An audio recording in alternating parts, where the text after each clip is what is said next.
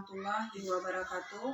Anak-anak, perhatikan video ini dikarenakan kita belajar belum bertatap muka. Sekarang kita ditimpa dengan pandemi COVID-19.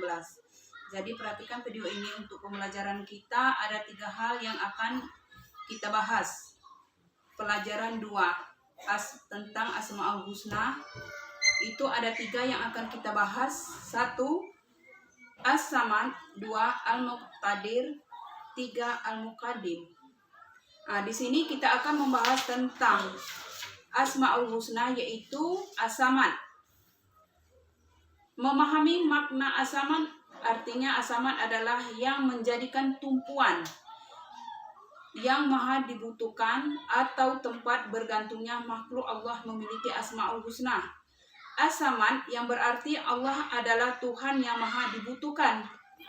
Semua makhluk di dunia ini membutuhkan Allah dan bergantung sepenuhnya kepada Allah. Di dalam surat Al-Ikhlas ayat 2, Allah berfirman sebagai berikut.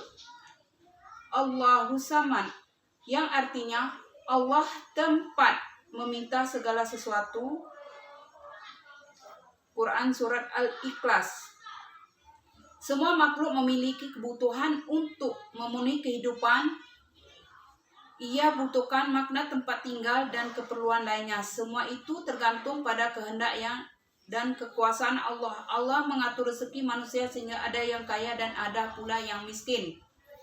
Allah akan melihat mana hambanya yang rajin dan mana hambanya yang malas.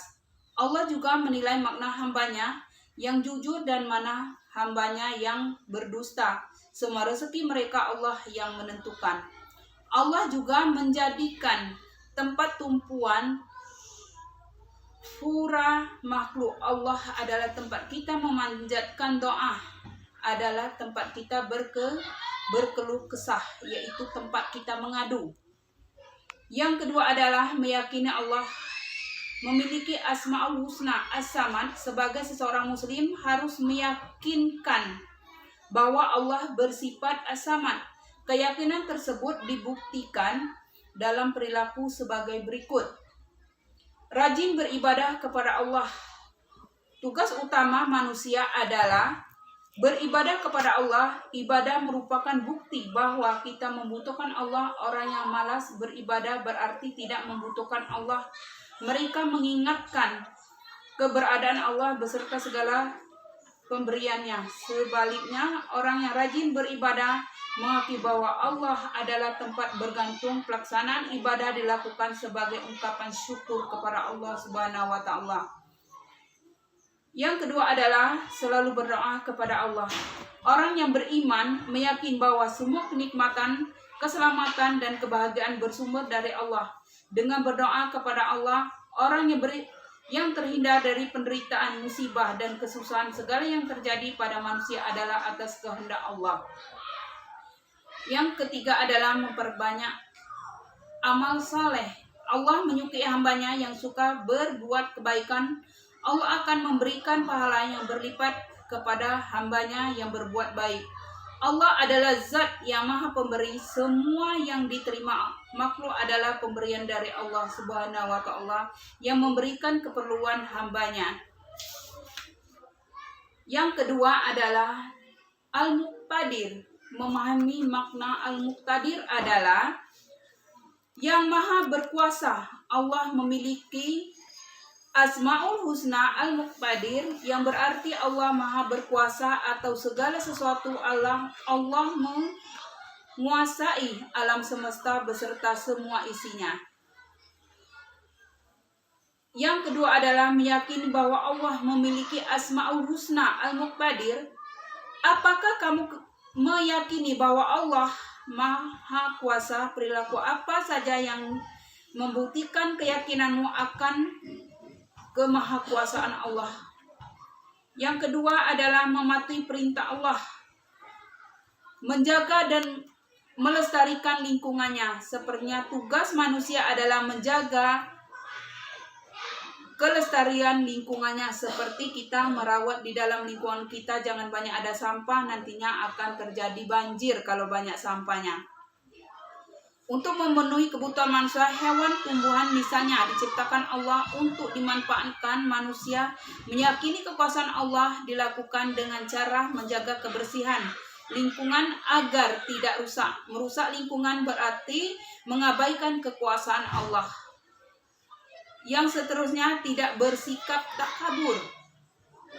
Sebagai makhluk ciptaan Allah, manusia tidak boleh sombong. Orang yang sombong merasa dirinya berkuasa, padahal yang berkuasa hanyalah Allah Subhanahu wa Ta'ala. Dan seterusnya, yaitu tadi kita sudah belajar yang kedua. Yang ketiga adalah Al-Muqaddim. Al-Muqaddim artinya Maha mendahului. Allah yang memiliki Asmaul Husna Al-Muqaddim, yang berarti Allah mendahului semua makhluknya. Allah Maha terdahulu. Allah telah ada sebelumnya, sebelum alam semesta ini ada. Sebagai pencipta alam semesta beserta isinya, keberadaan Allah lebih dahulu dari ciptaannya. Yang selanjutnya, meyakini Allah memiliki Asmaul Husna Al-Muqaddim. Yang seharusnya dilakukan sebagai anak muslim adalah meyakini bahwa Allah memiliki Asmaul Husna Al-Muqaddim yang dapat dibuktikan dengan hal-hal sebagai berikut.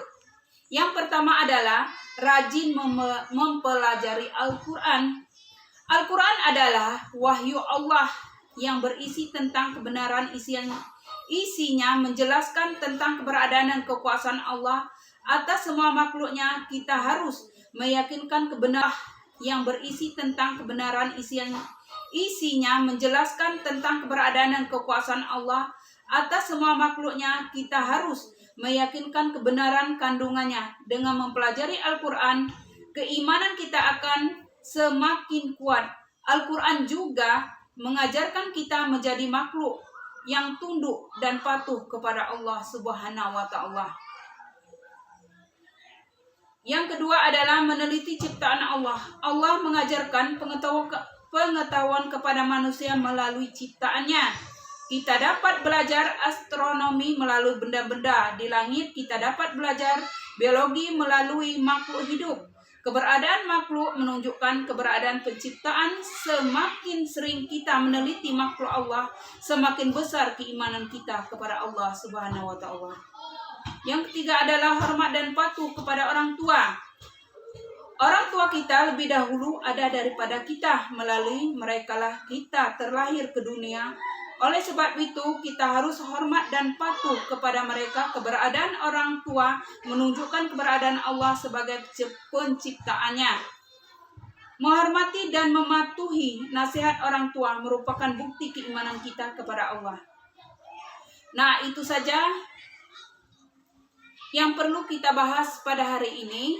Untuk besok kita lanjut untuk memahami makna al-baqi. Itu untuk selanjutnya.